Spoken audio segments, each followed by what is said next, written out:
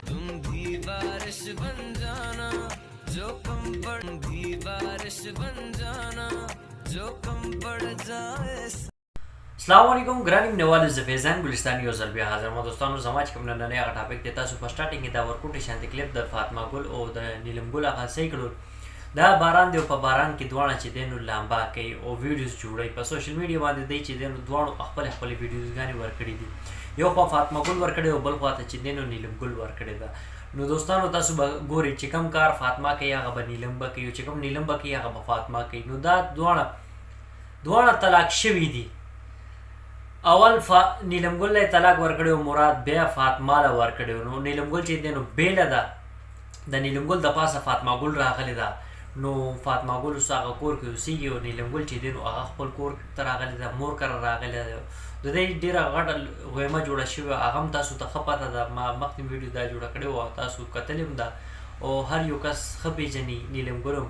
د نیلم ګل په مخ باندې د زخمونه او وینې او بس د دې یو چغې سوري به وي نو دوستانو خبره داسې ده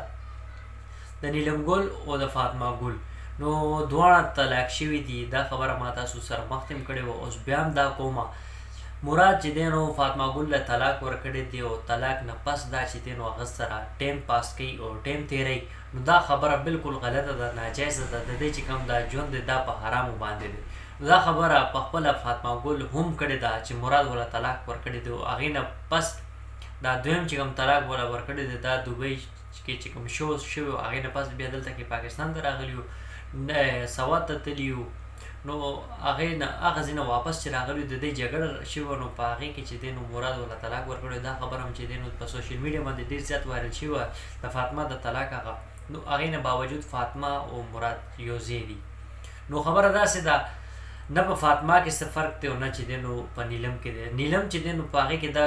خبره ده چې طلاق یې اخیستی دی واپس ورسره بیا نه ده تللي